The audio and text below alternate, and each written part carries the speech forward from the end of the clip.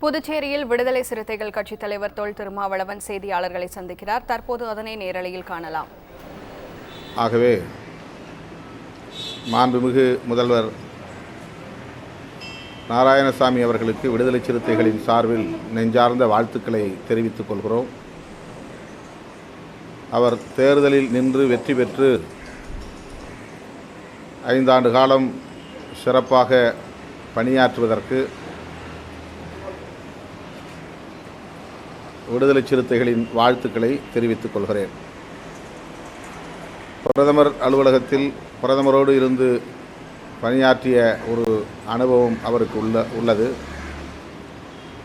வடகிழக்கு மாநிலங்களில் பொறுப்பேற்று கட்சியின் பொறுப்பேற்று சிறப்பாக பணியாற்றிய பெருமை அவருக்கு உண்டு. அந்த வகையில் அவர் தொடர்ந்து தேர்தலிலே வெற்றி பெற்று தொடர்ந்து புதுவையின் முதல்வராக இருந்தால் புதுச்சேரியின் வளர்ச்சிக்கு அது பெரும்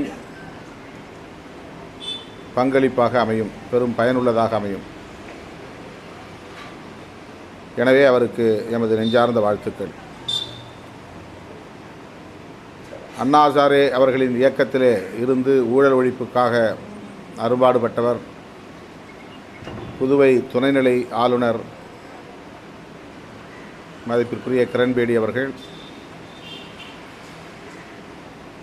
ஆளுநர் பதவி என்பது ஒரு அலங்கார பதவி என்பதை மறுக்கிற வகையில், அதை பொய்யாக்கும் வகையில் நமது துணைநிலை ஆளுநர் அவர்கள் மக்களோடு நெருங்கி பழகக்கூடியவராக, மக்களிடத்தில் உரையாடக்கூடியவராக, பொதுமக்களை சென்று சந்தித்து குறைகளை அறியக்கூடியவராக பணியாற்றுவது மகிழ்ச்சி அளிக்கிறது. கிரண்பேடி அவர்களைப் போல ஒவ்வொரு மாநில ஆளுநரும் முதல்வர்களை இயக்கக்கூடிய வகையிலே இயங்கினால் ஆட்சி நிர்வாகம் சிறப்பாக இருக்கும் என்பதை விடுதலை சிறுத்தைகள் சுட்டிக்காட்டுகிறது.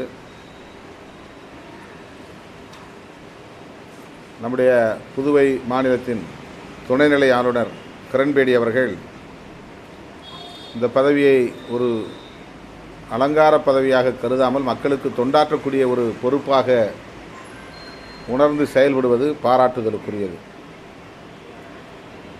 புதுச்சேரியின் மக்கள் பிரச்சனைகள் தொடர்பாக துணைநிலை ஆளுநர் அவர்களை சந்தித்து விடுதலை சிறுத்தைகளின் சார்பில் சந்தித்து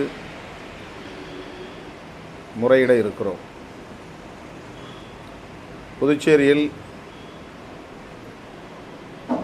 உள்ளாட்சி நிர்வாகம் என்பது தற்போது இல்லாத நிலை உள்ளது. சட்டமன்ற உறுப்பினர், உள்ளாட்சி மன்ற உறுப்பினர், இந்த 2 பதவிகளுக்கும் வேறுபாடு இல்லாத வகையிலே இந்த கட்டமைப்பு முறை இருக்கிற காரணத்தினால் உள்ளாட்சி தேர்தலை நடத்துவதில் புதுவை அரசு தயக்கம் காட்டி வருகிறது.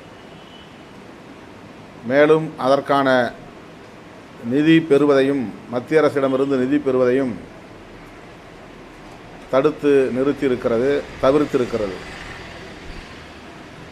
இதனால் புதுவை மாநிலத்தின் வளர்ச்சி தடைபடும். எனவே உள்ளாட்சி நிர்வாகத்திற்கென மத்திய அரசிடம் இருந்து பெறுகிற நிதியை மீண்டும் வழக்கம் போல பெறுவதற்கு உரிய நடவடிக்கைகளை மேற்கொள்ள வேண்டும். சட்டமன்ற உறுப்பினருக்கும் உள்ளாட்சி மன்ற பொறுப்பாளர்களுக்கும் இடையில் அதிகார சிக்கல் எழாத வகையில் இந்த கட்டமைப்பில் ஒரு மாற்று வடிவத்தை கொண்டு வருவதற்கு அரசு, மைய அரசு மற்றும் புதுவை அரசு தீர்வு காண வேண்டும்.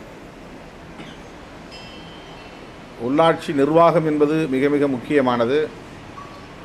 கடைசி மனிதர்கள் வரையில் ஜனநாயகத்தை பரவலாக்குவதற்கான ஒரு கட்டமைப்பு தான் உள்ளாட்சி நிர்வாகம். எனவே புதுவை மாநிலத்தில் உள்ளாட்சி நிர்வாகம் தேவையில்லை என்கிற நிலைப்பாடு அதிர்ச்சி அளிக்கிறது. அந்த கட்டமைப்பிலே மாற்றங்களை கொண்டு வந்தாலும் மாற்றங்களை கொண்டு வந்தேனும் அதை நடைமுறைக்கு கொண்டு வர வேண்டும். அதற்கான மைய அரசின் நிதியையும் பெற வேண்டும் என்று விடுதலை சிறுத்தைகள் வலியுறுத்துகிறது. 100 நாள் வேலை திட்டமும் தற்போது நிறுத்தப்பட்டிருப்பதாக தெரிகிறது. எங்கும் வேலைவாய்ப்பு வழங்கப்படவில்லை.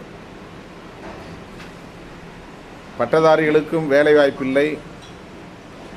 பாமர மக்களுக்கு 100 நாள் வேலை திட்டத்தின் மூலம் கிடைத்த வேலையும் தற்போது தவிர்க்கப்பட்டிருக்கிறது. இதனால் எதிர்காலம், இளைய தலைமுறையினரின் எதிர்காலம், பொதுமக்களின் எதிர்காலம் என்பது கேள்விக்குறியாக மாறியிருக்கிறது. புதுச்சேரியில் ஏராளமான மருத்துவக் கல்லூரிகள், பொறியியல் கல்லூரிகள் என பல்வேறு கல்வி நிறுவனங்கள் இயங்கி வந்தாலும் புதுச்சேரியை சார்ந்தவர்கள் இங்கே வேலைவாய்ப்பு பெற முடியாத அவலத்திற்கு ஆளாகி இருக்கிறார்கள். எனவே புதுச்சேரி மாநிலத்தை சார்ந்த